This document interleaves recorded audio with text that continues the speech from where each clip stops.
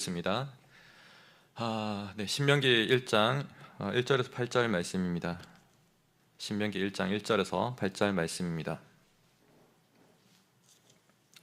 우리 함께 교독하면서 화면 보시고 같이 읽겠습니다. 제가 먼저 읽습니다. 이는 모세가 요단 저쪽 순 맞은편의 아라바 광야 곧 바란과 도벨과 라반과 하세롯과 디사합 사이에서 이스라엘 무리에게 선포한 말씀이니라.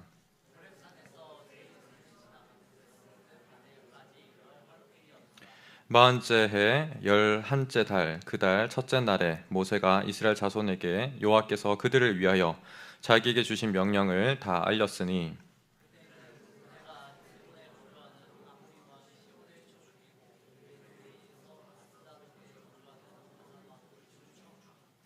모세가 요단 저쪽 모압 땅에서 이 율법을 설명하기 시작하였더라. 일렀으되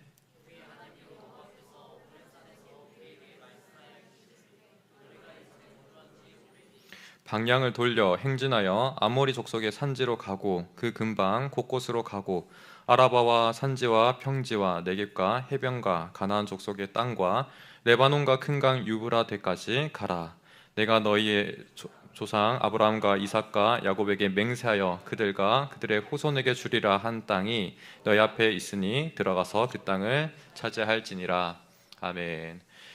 네, 잠시 기도하고 우리 말씀 듣겠습니다. 사랑이 많으신 하나님 아버지, 이 시간 가운데 우리에게 말씀하여 주옵시고 오직 우리에게 역사하시고 또 우리를 관심 있게 살피시는 주의 그 사랑을 우리가 목도할 수 있는 귀한 시간 되게 도와주옵소서. 감사드리며 예수님의 이름으로 기도드립니다. 아멘. 네, 사랑하는 여러분들, 한 주간 잘 지냈습니까? 네, 좋습니다. 어떻게 보면 굉장히 치열한 시간을 보내고 있지 않나 싶습니다.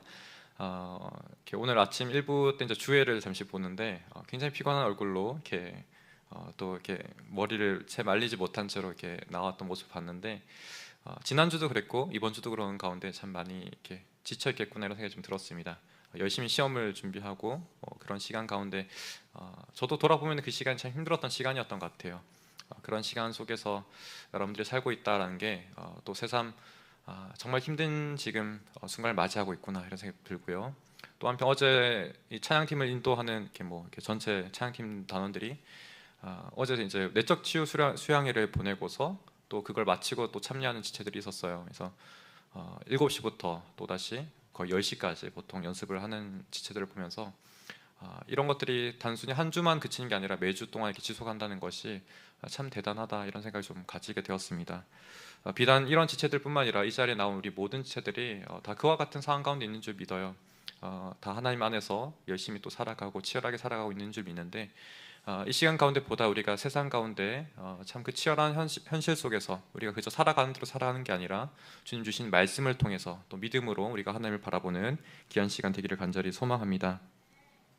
우리가 이번 주부터 조금 살피게 되는 말씀은 신명기 말씀을 좀 계속해서 연속적으로 살피려고 합니다. 얼마나 지속될지 잘 모르겠어요. 자신이 좀 없더라고요. 신명기를 살펴보니까 생각보다 어려웠습니다. 근데 이 신명기를 꼭 살펴야겠다라는 마음을 가지게 된 큰 동기는 뭐냐면 이전 여러분들과 함께 여호수아 말씀을 나눴던 적이 있습니다. 여호수아 말씀 여러분 잘 기억하실지 모르겠는데 참 대단한 사람이죠. 그죠? 약속의 땅 가운데서 계속해서 정복의 그 발걸음들을 이어나갔던 굉장히 성공적인 인생을 살았던 사람이라고 말할 수 있는데 그 사람에게 처음에 하나님께서 세우신 가정 가운데서는 모세를 뒤흔는 그의 삶을 살기 때문에 얼마나 두려웠겠습니까? 얼마나 어렵고 막막한 상황 가운데 있었겠습니까? 그런 가운데 우리가 여호수아 말씀을 나눴었죠.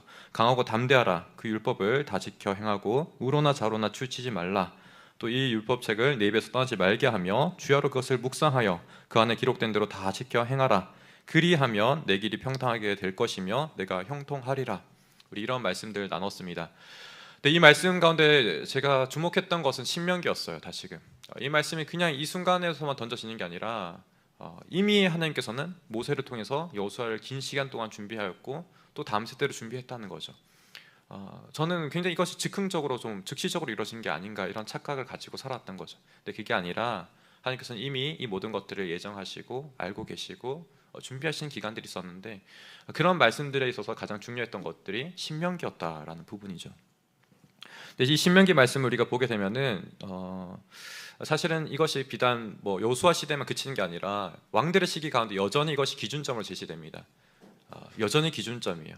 왕들이 어떤 행동을 했을 때 이 신명기를 기준했을 때 잘못했다 또는 잘하였다 이렇게 평가를 받는 거죠.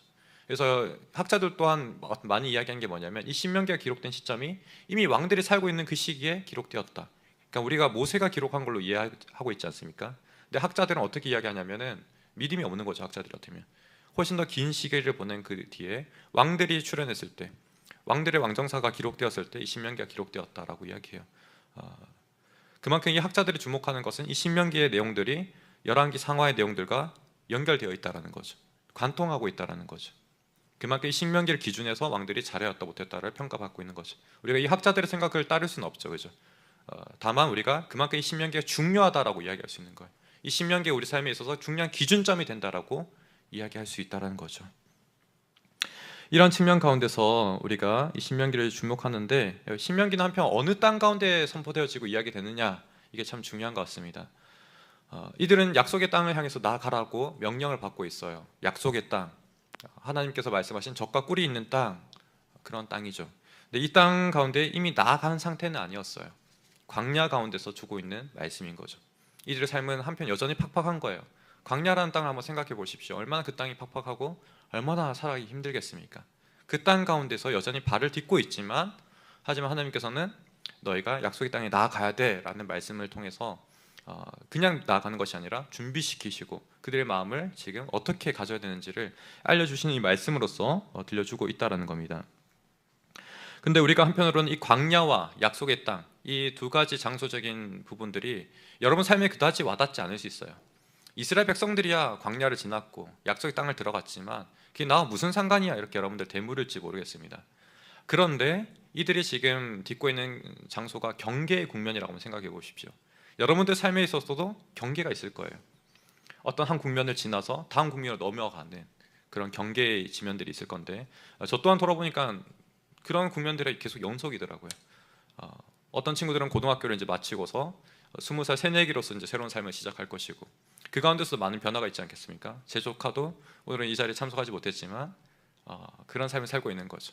또 한편 어떤 지체들은 학업을 계속 지속해 나가는 그 과정 속에서 보다 심화적인 고민들과 배움과 또 진로들을 계속 고민해 나가고 있겠죠. 또 어떤 지체들은 취업에 대해서, 또 어떤 지체는 취업을 했다 할지라도 또 더 나은 나의 커리어를 위해서 고민하고 있는 지체들이 많을 겁니다. 저 또한 비슷해요. 저도 살아가는 가운데 결혼을 했지만 또 자녀를 낳는 삶이 또 다르고, 첫째를 낳는 그 삶이 다르다면 둘째를 낳는 삶은 또 다르고, 요즘 참 너무 힘들어요. 퇴근하면 제 삶이 아예 없어요. 그냥 자는 게 행복한 겁니다. 눈 감으면 그냥 쉴 수 있어요. 네, 그나마 자다가도 깨기는 하지만 그나마. 네. 그러니까 보통은 이제 사역자의 삶은 퇴근해서도 제 삶이 없거든요. 뭔가 사역을 준비하고 또 설교를 준비하고 계속해서 그런 고민의 연속이에요. 근데 그것조차 이제 할 수가 없는 거예요. 너무 힘들더라고요. 설교 준비해야 되는데 할 수가 없어요. 교회에 붙어 있는 시간이 그나마 준비할 수 있는 시간인데 이번 주 삶이 너무나 퍽퍽했습니다. 장례도 있었고 내적 치유 수양을 위해서 준비한다고 또 그것도 열심히 막 발로 뛰고, 근데 신명기는 녹록한 내용이 아니었고 여러모로 너무 고통스러운 한 주였습니다. 근데 어쨌든 이런 국면들이 다 우리에게 찾아온다는 거죠. 익숙해졌다고 생각하지만 또 내일을 살아보면은 또 다른 거예요, 그 삶이.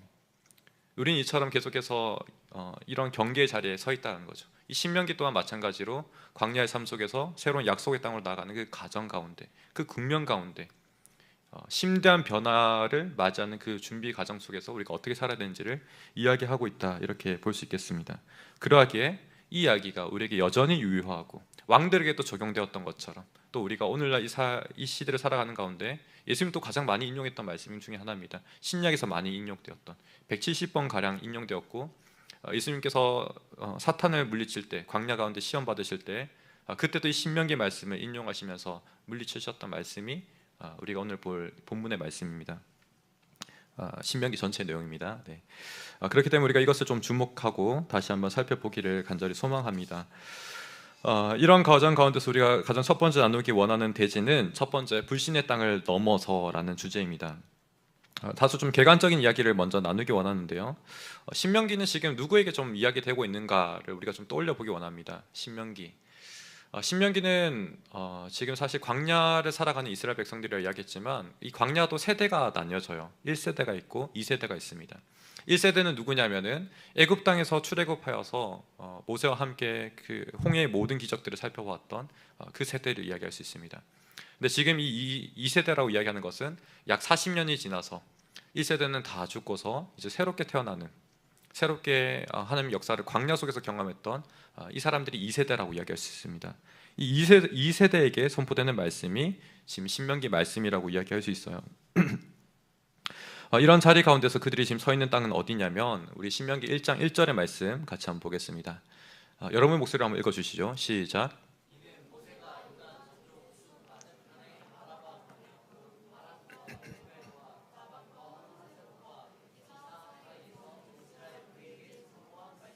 네, 생소한 지명들이 참 많이 나오죠. 저도 잘 모르겠더라고요. 숲이 어딘지 뭐 아라바는 좀 그나마 들어봤고, 네.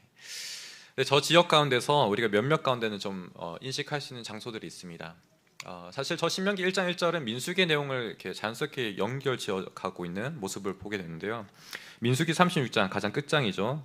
그 가운데 가장 끝절 13절을 제가 읽어드리겠습니다. 이는 여리고 맞은편 요단가 모압 평지에서 여호와께서 모세를 통하여 이스라엘 장손에게 명령하신 계명과 규례니라.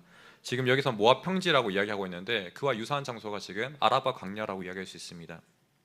근데 저기 아라바 광야 가운데 이스라엘 백성들이 지금 2세대들이 서 있는 거예요. 광야 땅 가운데 지금 서 있죠. 제가 말씀드렸던 것처럼. 근데 그 가운데서 지금 언급되는 장소를 설명하는 것들을 볼 때 여러 지점들을 설명하고 있습니다. A, B, C, D, 뭐 E 이렇게 지점 가운데서 거기 사이에 있는 곳이 아라바 광야다 이렇게 이야기하고 있어요. 근데 그 중에서 지금 특기할 수 있는 몇 명의 지명들을 좀 보면 첫 번째 바란이 있습니다. 바란 광야에는 무엇이냐면은 가데스 바네아가 있어요. 여러분 가데스 바네아가 또 뭔지 궁금하시는 분들이 있으면 조금 안타까운 눈으로 네, 여러분들을 바라봅니다. 가데스 바네아 굉장히 중요한 지역입니다. 민수기에 있어서 뭔가 전환점이 되는 지역이에요. 여기가 어떤 일이 벌어졌냐면 바로 정탐꾼을 보냈던 자리예요.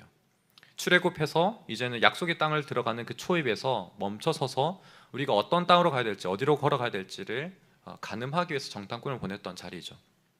근데 보냈는데 어떤 일이 발생합니까? 이들이 40일을 걸쳐서 이렇게 남쪽 끝에서부터 북쪽 끝까지 사사시 다 뒤져보면서 이제 돌아오게 되어요. 돌아온 그 보고는 놀라웠습니다. 정말 하나님 약속하신 그대로 젖과 꿀이 흐르는 땅이야. 너무너무 아름다운 땅이고 너무너무 좋은 땅이야 이렇게 보고합니다. 이것은 사실이죠. 또 한편으로는 이들이 해석한 것들을 동시에 보고하는데 해석은 뭐였냐면 그 땅을 점령하고 살고 있는 사람들이 굉장히 장대하다는 거예요. 거인이래요. 정말 전설 속에서 들었던 것처럼 그랬더더라라고 이야기하는 그런 장대한 사람들이 그 땅을 차지하고 있다는 거예요. 또 한편 동시에 그들이 지키고 있는 성읍들은 너무나 강대하다는 거예요. 그렇기 때문에 그들과 우리를 비교했을 때 우리는 메뚜기와 같다 이런 이야기까지 심지어 자기를 비하하는 거예요. 이스라엘 백성들이 이전에도 계속해서 불평과 불만을 토로했습니다. 삶의 자리 가운데 하나님 왜 물이 없습니까? 왜 먹을 것이 없습니까? 그런데 이 순간 가운데 이들이 정말 치명적인 실수를 저지른 것은 무엇이냐면 하나님 약속의 땅이라고 이야기했지만 약속의 땅이 아니라는 거예요. 우리가 도저히 들어갈 수 없다라는 거예요. 우리가 하나님 전진하라고 이야기하는데 전진할 수 없다라는 거예요. 되돌아가야 된다는 거예요. 여러분 그냥 일반적인 불평과 이 이야기는 굉장히 다른 차이점을 만들고 있어요. 그래서 이스라엘 백성들이 어떤 결정을 내리게 되냐면은 이제는 모세를 따르지 말자는 거예요. 새로운 지도자를 세우자는 거예요. 이것은 곧 하나님을 따르지 말자는 얘기가 똑같은 거예요. 그러니까 언약 백성을 포기한 것과 똑같은 거예요. 사실은 가데스 바네아 이전에 시내산에서 언약을 맺어졌죠. 하나님 우리가 하나님이 되시고 우리는 하나님의 백성이 되겠습니다 라고 이야기했지만 그 모든 것을 잊어버린 것 같이 지금 되돌리고 있는 모습인 거예요. 우리가 그 땅으로 갈 수 없습니다 라고 이야기하고 다시 이집트로 내려가겠습니다 라고 이야기하는 거예요. 굉장히 충격적인 사건이죠. 하나님에 대한 그 믿음을 온전히 다 버린 것과 똑같은 그런 사건이 이 가데스 바네아에서 이루어진 겁니다. 그렇기 때문에 이 사건은 너무나 충격적인 사건이죠. 지금 한편으로는 이들이 아라바 광야 가운데 있지만 그것을 떠올리게 하는 거예요. 그 땅을 바라봐봐. 너희들이 그런 일이 있었잖아. 그토록 하나님 배신했던 일이 있었잖아. 이 신명기를 우리가 잘 읽어보게 되면 1장부터 3장의 내용들이 어떻게 진행되냐면 민수기에 대한 내용들을 회상하는 장면들로 이루어져 있어요. 거의 10장부터 36장까지 정말 방황했던 그 이야기들을 다시 한번 회고하도록 하는 거예요. 압축적으로 이야기하지만 중요한 것들을 다시 한번 이야기함으로 해서 지난 과거들을 기억하게 하고 이제는 우리가 어떻게 해야 될지를 돌아보게 하는 거죠. 과거에 대한 이야기가 굉장히 많습니다. 1장부터 3장의 내용들은. 근데 그 가운데서 지금 이 아라바 광야 가운데서 바란을 보게 하는 거죠. 너희들이 실패했던 그것들을 기억해. 근데 왜 실패했는지를 이야기할 때 하나님을 결국 믿지 않았다는 거죠. 따르지 않았다는 거죠. 그 결과는 뭐였냐면 40년 동안 방황하는 거였어요. 그래서 우리가 2절과 3절의 내용을 보게 되면 어떻습니까? 2절과 3절의 내용 우리 한번 같이 보겠습니다. 한번 읽겠습니다. 시작. 호렙산에서 세 산을 지나 가데스 바네까지 10하루길이었더라. 40째 해 11째 달 그 달 첫째 날에 모세가 이스라엘 자손에게 여호와께서 그들을 위하여 자기에게 주신 명령을 다 알렸으니. 지금 엄청난 갭을 지금 잠깐 이야기하는 거예요. 그죠? 원래는 10하루길이면 이 약속의 땅으로 들어갈 수 있는 거예요. 굉장히 짧은 길이죠. 근데 이들의 인생 가운데 40년 동안 허비한 이유가 뭐야? 라고 했을 때 하나님의 말씀에 따라서 순종하지 않은 거예요. 그리고 또 하나님을 전적으로 신뢰하지 않은 거예요. 믿지 않았기 때문에 이 약속을 마치 폐기한 듯이, 하나님 그 관계를 마치 저버리듯이 이들이 가데스 바네에서 큰 치명적인 실수를 저질렀다는 것을 이야기하고 있습니다. 이들이 심지어 그 땅 가운데서 어떤 이야기를 했냐면은 신명기 1장 39절의 말씀입니다. 우리 화면에 있을 텐데요. 한번 읽어주시면 감사하겠습니다. 시작.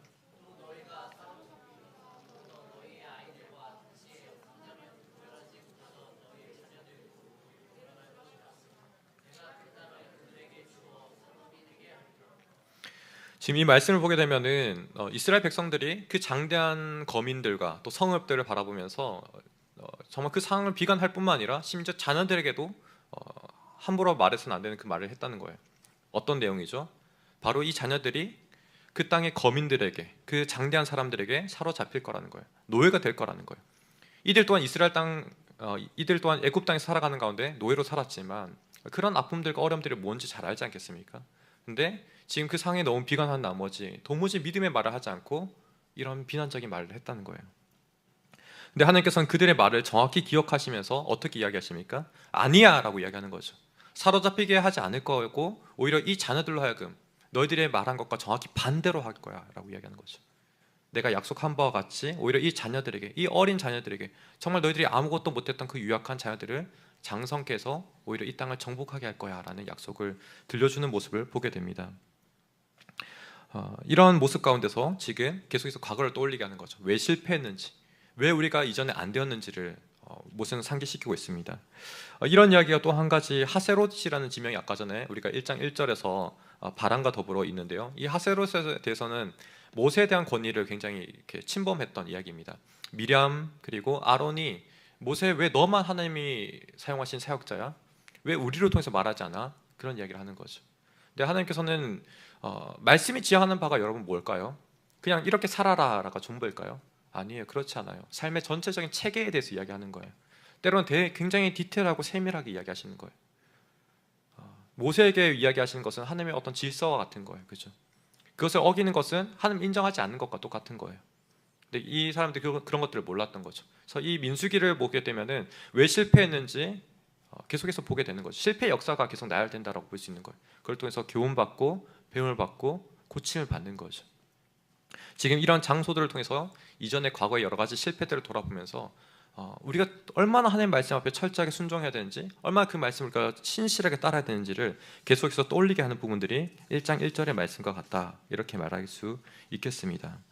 그래서 우리가 이런 모습을 통해서 이제는 지난 실패를 딛고서 다시금 약속의 땅으로 나아가라, 지금 하나님께서 이런 권면의 말씀을 주고 있는 거죠. 이런 가운데 우리가 두 번째 교훈을 나누자면은 이제는 증거의 땅에서 이들이 서 있다, 이렇게 표현할 수 있겠습니다. 그러니까 주변은 지금 다 실패한 역사들이 가득한 지명들이 지금 언급되고 있어요. 그죠? 근데 지금 이들이 서 있는 아라바 이 광야 가운데서 한편 이들은 증거의 땅 위에 서 있다, 이렇게 표현할 수 있을 것 같아요. 우리가 1장 2절과 3절의 말씀 다시 한번 읽겠습니다. 시작.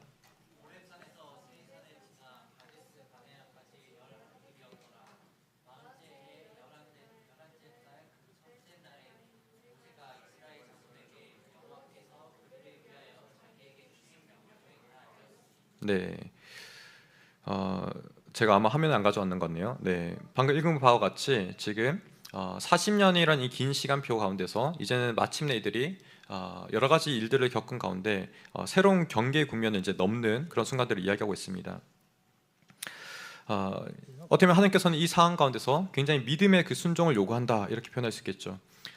다시 한번 이들이 40년과 전 같은 비슷한 유사한 상황 가운데 들어가 있는 거예요. 40년 전에는 실패했지만 지금 이 순간 가운데서는 다시 돌아오지 않는 또 새로운 기회가 주어지고 있는 거죠. 여러분 좀 연상이 되십니까?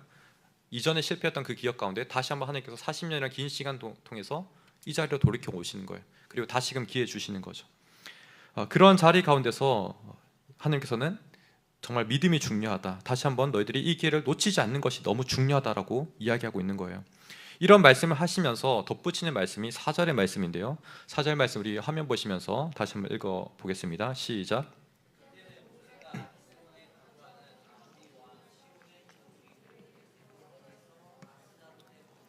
바산왕 옥을 쳐 죽인 후라.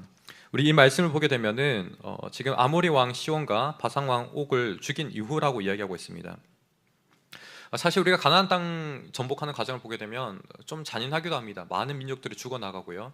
지금 우리가 읽고 있는 이 본문과 같이 아모리 왕 시온도 죽고 뭐 바산 왕 옥도 죽고 좀 더 읽어나가면 이 국면들이 어떻게 흘러갔는지 한 민족이 모두 몰살되는 그런 모습들을 보게 되는데요. 우리가 이러한 모습을 보는 가운데 하나님 너무 무자비하신 게 아닌가 이런 이야기를 하기도 합니다. 근데 그게 아니에요. 사실은 우리 그 신명기 말씀 1장부터 3장의 말씀만 좀 보더라도 어떤 민족들은 넘겨주신 반면 어떤 민족들은 넘겨주지 않으세요. 그러니까 하나님께서는 정말 공의롭고 선하신 그분이라는 것을 우리가 신뢰한다면은 모든 부분에 이유가 있는 거죠. 왜 죽게 하시는지, 왜 이런 무자비한 명령들을 내리시는지를 우리가 알게 됩니다. 시온과 이렇게 지금 시온과 그리고 이 옥 또한 마찬가지인 거죠. 아모리와 지금 바산 또한 동일한 거예요. 이들 민족 또한 굉장히 우상이 팽배했던 사람들이고, 우상이 팽배했다는 것은 그들이 탐욕과 점철되어 있다는 거예요. 그만큼 하나님이 보시기에 너무나 어긋나 있는 삶을 살고 있는 자들이었다는 거죠. 우리가 이런 사건 가운데서 하나님께서는 분명히 이들의 민족을 가려내시는 그런 사건 가운데 있음을 보게 됩니다. 그러니까 우리가 살리시는 민족들을 보게 되면 에돔이 있고 또 한편 롯의 자손들이 있습니다. 롯의 자손 모압과 암몬이 있죠. 이 세 민족들을 하나님께서는 살리세요. 어떻게 보면 하나님 약속하신 바들도 있는 거예요. 에돔이라 이야기한다면 에서의 형제라고 이야기할 수 있고요. 또 롯의 자손인 모압과 암몬이라고 이야기한다면 아브라함의 그 조카인 롯이 있지 않습니까? 그래서 하나님께서는 이 민족들을 계속해서 약속과 같이 살리시는 모습들을 보게 됩니다. 그런데 오늘 본문에서 등장하는 이 아모리와 바산은 다른 사람들인 거예요. 우상을 믿었던 사람들이고 그만큼 부패하고 타락했던 사람이라고 볼 수 있습니다. 그러한 증거들이 뭐냐면은 계속 읽어나가는 가운데서 사실 이스라엘 백성들은 이 땅을 지나갈 때 다 동일하게 행동했어요. 우리가 너희 땅을 지나갈 텐데 물을 사서 먹을게, 그리고 양식도 사서 먹을게, 우리 아무것도 건들지 않고 그냥 지나가게만 해줘, 이렇게 이야기했어요. 근데 에돔과 모압과 암몬 족속은 어떻게 했냐면 그냥 거절하기만 합니다. 물론 이것도 선한 모습은 아니긴 하죠. 근데 뭐 해를 더 끼치진 않았다는 거죠. 근데 이 아모리 족속과 바산 사람들 어땠냐면 똑같이 물을 사서 먹을게, 양식도 사서 먹을게, 굉장히 정중하게 부탁했음에도 불구하고 오히려 이들이 성문을 열고 공격해 나오게 됩니다. 그러니까 이들의 태도를 보게 되면 이 사람들이 어떤 생각을 가지고 있는지, 어떤 삶의 자세를 가지고 있는 사람들인지 알 수 있는 거죠. 화평의 손길을 내밀었는데 칼을 뽑아서 다가온다면 그 사람 어떻게 평가하겠습니까? 정말 무자비한 사람이고 정말 악한 사람이라고 표현할 수밖에 없지 않겠습니까? 지금 그와 같은 거예요. 근데 하나님께서는 이 사람들이 그렇게 반응하기 전부터 미리 이 민족들을 너에게 내어줄 거야 라고 이야기하는 거죠. 그런 가정 가운데서 이 민족들이 한편 얼마나 장됐는지를 우리가 좀 살펴보기 원합니다. 먼저 우리가 살펴보았던 왕이 누굽니까? 시온이죠. 아모리 족속의 왕 시온입니다. 이 민족을 보게 되면은 우리가 신명기 2장 36절의 말씀 한번 잠시 보겠습니다. 화면 좀 띄워주세요. 제가 조금 버벅거리더라도 좀 이해해 주세요. 네, 이번 한 주가 너무 힘들었습니다. 네, 여러분들도 힘들었죠? 네, 저도 여러분 이해할게요. 네. 한번 36절 같이 한번 읽겠습니다. 시작. 우리 하나님 여호와께서 그 모든 땅을 우리에게 넘겨 주심으로 아르논 골짜기 가장자리에 있는 아로엘과 골짜기 가운데 있는 성으로부터 길라까지 우리가 모든 높은 성읍을 점령하지 못한 것이 하나도 없었으나, 지금 저들이 지금 굉장히 성공적인 전투를 수행했다라고 이야기하고 있죠. 근데 한 가지 우리가 특이할 것은 뭐냐면 높은 성읍을 점령하지 못한 곳이 없었다라고 이야기해요. 근데 여러분들 저 시대가 어떤 시대냐면 뭐 이렇게 석기 시대, 신석기 시대, 청동기 시대, 철기 시대 이런 거 여러분 역사하면서 들어왔죠, 그죠? 저 시대가 어느 시대일까요? 철기 시대일까요? 청동기 시대입니다. 청동기 시대인데 사실 석기에서부터 청동기로 가더라도 무기가 굉장히 치명적으로 바뀌죠, 그죠? 조그맣게 스쳐도 큰 부상을 입게 되는 거죠. 살상력이 굉장히 높아졌다고 이야기할 수 있습니다. 그와 동시에 어떤 것들이 많이 이루어졌냐면 성벽들이 굉장히 튼튼해지기 시작해요. 그래서 고고학적으로 발견된 성읍 중에 여리고 성읍을 보게 되면 여리고는 이중 성벽으로 되어 있었다고 이야기해요. 외벽이 있었고 내벽이 있었는데 성벽의 두께가 거의 2m 가까이 돼요. 두께만. 여러분 2m면은 저 키를 훌쩍 넘어서는 두께예요. 그만큼 돌들을 아주 장대하게 쌓았다는 거죠. 높이는 훨씬 더 높은 거고. 근데 이 성벽 가운데서 외벽을 쌓았으면은 한 6m 가량 경사도를 이렇게 또 쌓았다고 해요. 그리고 그보다 훨씬 더 높은 또 내벽이 있는 거예요. 여러분 이걸 방어로 한번 생각해 봅시다. 혜인이가 이렇게 성을 공격해 막 올라가요. 처음에는 막 이렇게 외벽에 도착했는데 쉽게 넘어가요. 근데 또 하나 더 넘어야 되는 거죠. 그러니까 이게 보통 수고로움이 아닌 거예요. 정말 한 10배의 숫자가 있어도 이 성읍을 정복할 수 있을까요? 정말 어려운 성벽들이 그 여리고 성읍이라는 것을 우리가 보게 됩니다. 근데 이러한 성읍들이 단순히 여리고만 그랬냐? 그게 아니에요. 이 주변의 모든 근동의 지역들이 다 유행과 같이 이렇게 방비가 튼튼했다는 거예요. 제가 정말 이 역사적인 고고학을 찾아보려고 부단히 애를 썼어요. 근데 뭐 이렇게 충분히 좀 찾아내지 못했던 것 같아요. 근데 어쨌든 우리가 이 헤스본이라는 이 지역들, 시온 왕이 다스렸던 그 성읍인데 그것도 발견되기는 됩니다. 실제로 있었다라고 사람들이 많이 추정하는데 성벽을 보기에는 저도 충분히 잘 모르겠어요. 근데 최소한 2m에서 3m 가량 되지 않았나 싶어요. 굉장히 두꺼운 그 성읍들을 지금 정복하지 못한 곳이 없었다라고 이야기하는 거예요. 또 한편 우리가 이 신명기 36절에 이어서 3장 4절과 5절 말씀, 이번에 바산에 대한 얘기를 좀 살펴보도록 하겠습니다. 같이 읽겠습니다. 시작. 그때 우리가 그들에게서 빼앗지 아니한 성읍이 하나도 없이 다 빼앗았는데 그 성읍이 60이니 곧 아르곱 온 지방이요 바산에 있는 옥의 나라이니라. 그 모든 성읍이 높은 성벽으로 둘러 있고 문과 빗장이 있어 견고하며 그 외에 성벽 없는 고을이 심히 많았느니라. 여러분 지금 이 바산이라는 나라도 굉장히 지금 엄청난 것을 보게 되죠. 성읍이 무려 몇 개라고 이야기하나요? 성읍이 없는 고을도 많지만 성읍 정말 방비가 돼 있는 아까 말한 것처럼 2m, 3m 그런 정말 장대한 방벽이 있는 그 성읍이 무려 60개나 된다고 이야기해요. 정말 한 나라를 정복한 것과 다름없는 거죠. 그죠? 우리가 사실 여호수아서부터 하나님께서 이 모든 정복을 이룬 것처럼 생각하지만 지금 이 신명기가 시작하는 순간 속에서는 이미 상당 부분이 점령되어 있는 모습을 보게 돼요. 요단 동쪽 약속의 땅이라고 이야기할 때 보통 요단 서쪽을 이야기하거든요. 그런데 지금 동쪽에 대한 이 장대한 민족들 또한 정복한 역사들을 우리가 보게 되는 거죠. 그래서 나중에 이스라엘 역사 가운데 분배되는 땅을 보게 되면은 그 면적상 거의 5분의 1을 차지하는 면적이 지금 이미 정복되어 있는 모습을 보게 됩니다. 그런데 이 가운데서 한편 이 바산 왕에 대한 묘사가 더 있는데요. 3장 11절 말씀 우리 한번 잠깐 보겠습니다. 3장 11절 말씀. 네, 같이 읽겠습니다. 시작.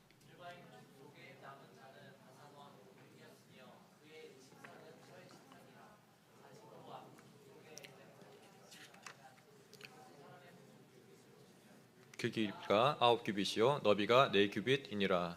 여러분 규빗이라고 하는 것은 좀 기억하면 좋은데요. 제 손끝에부터 이 팔꿈치까지 길인 거예요. 그러니까 고대에는 자가 없잖아요, 그죠? 그래서 보통 신체로 다 재는 거예요. 그래서 손끝에서부터 팔꿈치 길인데 이것이 대략 45cm예요. 45 곱하기 9는 몇일까요? 돌발 퀴즈. 저도 잘 모르겠어요. 근데 대략 한 4m 정도 돼요. 그리고 그 너비는 대략 2m가 되는 거죠. 4m, 2m. 여러분 요즘 또 이런 침대가 있을까요? 저는 아직까지 본 적이 없어요. 직접 본 적이 없어요. 있겠죠, 만들면. 근데 뭐 요즘 사는 사람 중에서도 저런 침대 쓰는 사람 잘 없는 것 같아요. 네. 저것은 다르게 말하면은 저 사람의 권력을 나타나기도 하죠, 그죠? 특히나 철 침상이라고 이야기해요. 청동기 시대인데 철이라는 것은 얼마나 드물었을까요? 그의 권력이나 그의 막강함을 보여주는 거죠. 침상에서도 철이 사용되면은 한편 그의 무기는 당연히 철이 있었겠죠. 그러니까 모든 사람이 무장하고 있지는 않았겠지만 일부의 사람이 철로 된 무기를 들고 있었다면 그건 굉장히 치명적일 거예요. 어쨌든 저 왕의 저 침상을 좀 보게 되면은 길이가 엄청나다는 거죠. 근데 한편으로는 그의 권력이라고 표현할 수도 있긴 하겠지만 그의 신체를 묘사한다라고 표현할 수도 있어요. 지금 르바임이라고 말하는 것, 그가 르바임 족속이라고 이야기하는데 르바임이라는 것은 거인을 의미하거든요. 그는 지금 일반적인 사람의 키가 아닌 거예요. 정말 장대한 사람이라는 것을 다시 한번 증명하고 있는 거예요. 그런 사람들이 60개의 성을 가지고 있고 그토록 강력한 요새 가운데 살고 있는데 이 모든 것을 지금 정명했다라는 이야기를 들려주고 있는 것이죠. 그래서 어떻게 보면 하나님이 이 말씀 가운데서 너가 믿음으로 나아가야 돼, 믿음으로 전진해야 돼라고 이야기하지만 이미 베풀어 주신 은혜가 있다라는 거죠. 그래서 제가 증거의 땅 위에 이들이 서 있다라고 이야기하는 거예요. 하나님이 이미 보여주신 역사가 있다라는 거죠. 아모리 족속 또한 약속 가운데 처음에 점령할 그 민족으로 언급되는데 이미 이들을 정복했다는 이야기를 들려주고 있는 거죠. 너희의 약속이 이미 지금 임했어라고 이야기를 하고 있는 거죠. 그와 같이 너희들이 나아가야 돼. 근데 광야 있을 때 또한 그런 순간이 없었을까요? 있었죠. 홍해 바다가 갈라지고 10가지 재앙들 가운데 애굽이 거의 나라의 국력이 쇠할 만큼 치명적인 공격을 받았잖아요. 그들 또한 그런 은혜의 시간들이 있었다는 거예요. 여러분, 근데 한편 이게 비단 이 이스라엘의 이야기만 해당될까요? 우리 삶의 자리 가운데 해당되지 않을까요? 저 또한 좀 헤아려 봤어요. 나의 삶이 짧은 순간이지만 어떻게 흘러왔나. 근데 제가 상상할 수 없었던 그런 순간 속에서 어느덧 옛날 같았다면 정말 상상조차 안 되었던 그런 순간인데 지금 이 자리 가운데 서 있는 모습을 보게 되더라고요. 물론 지금도 대단한 것이 없는 사람이지만 근데 과거에 제가 미래를 바라봤을 때 내가 30살이라면 30살 중반이라면 어떤 삶을 살고 있을까 상상이 잘 안 됐어요. 그 말은 어떤 경계 순간순간마다 하나님의 은혜가 있었고 그 은혜로 말미암아 제가 이 자리에 서 있다는 거죠. 여러분들도 한번 되돌아보세요. 여러분 삶을. 나의 삶의 자리 가운데 하나님 은혜가 어떤 은혜가 있었는지, 그리고 지금 내가 서 있는 자리가 비록 내가 생각하기로는 보잘것없다고 생각되지만 정말 그러한 것인지, 아니면 하나님 은혜가 있는 증거가 있는 땅인지. 이스라엘 또한 마찬가지입니다. 실패 역사를 보여준과 동시에 또 한편으로는 이미 성취된 약속과 하나님 놀라운 그 증거를 통해서 말씀하고 계신 거예요. 그래서 지금 하나님께서 말씀하시는 바가 무엇입니까?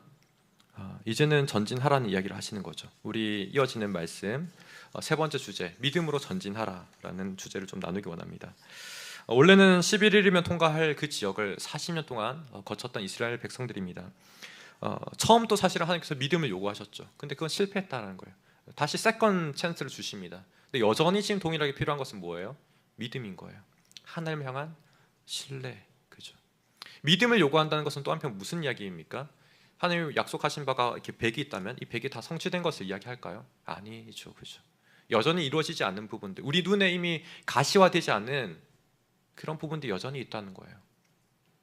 그 가운데서 우리가 정말 믿음으로 간다고 말할 수밖에 없잖아요, 그죠?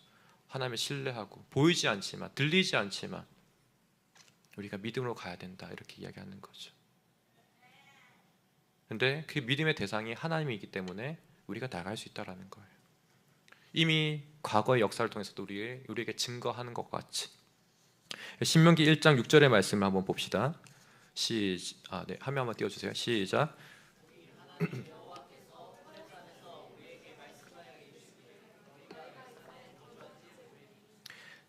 지금 하나님께서는 이제 이동할 때를 이야기하시는 거예요. 이 또한 지금 마찬가지입니다.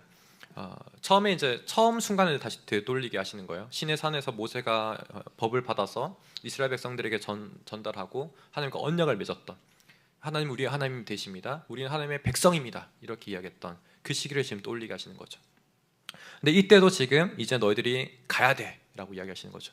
너희들에게 지금 내가 믿음을 가질 수 있는 모든 것을 이미 줬어. 법도 줬고 어떻게 해야 될지 여러 가지 다 알려줬어. 이제 너희들이 움직여야 될 때야 라고 이야기하시는 거죠.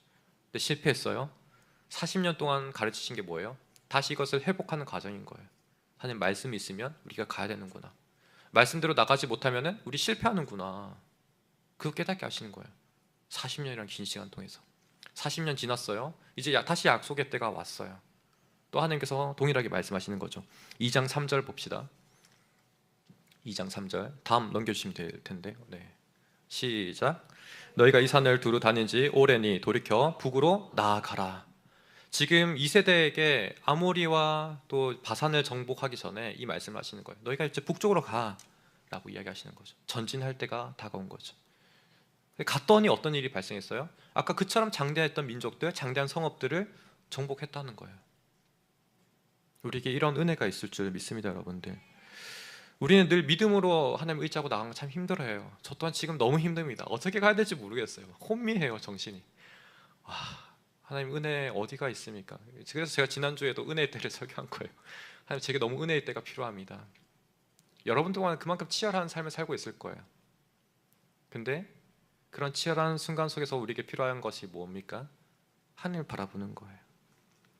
너무 정신 차릴 수 없으면 잠시 이렇게 멈추시고 좀 숨을 가다듬으시고 그 다음 다시 한번 하나님 바라보는 거예요.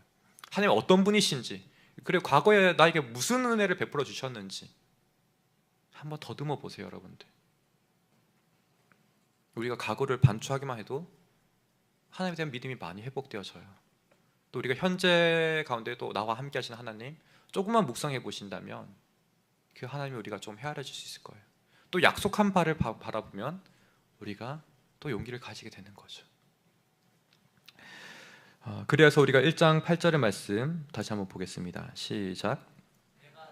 조상 아브라함과 이삭과 야곱에게 맹세하여 그들과 그들의 후손에게 주리라 한 땅이 너희 앞에 있으니 들어가서 그 땅을 차지할지니라. 바로 이와 같이 하나님이 말씀하셨다는 거예요. 이미 약속하셨다는 거예요. 그렇기 때문에 우리가 이것을 근거로 나갈 수 있다는 거죠. 하나님께서는 그러니까 거의 우리에게 2중 3중 그 이상으로 계속해서 믿음을 부여하기 위해서 주시는 거예요. 우리에게 하나님과 함께 동행하고자 하는 그 놀라운 장대한 구원의 역사, 우리에게 바로 그 자리에 초대하기 위해서 이처럼 믿음을 요구하신다라고 지난주에 이야기했죠, 그죠? 우리가 저 영원한 하늘나라 가운데서 하나님과 늘 더불어 살아갈 텐데 그 자리 가운데 너희들 그때 그랬지 않았냐? 그 어려운 순간 가운데 너희들이 여전히 나를 믿고 따라오지 않았냐? 하나님 정말 그랬습니다. 제 힘으로 할 수 없었지만 하나님 의지했더니만 넘어갔어요. 너무 놀라웠어요. 얼마나 그 순간이 짜릿했는데요. 그러한 이야기들이 하나님께서는 기대하시는 거예요.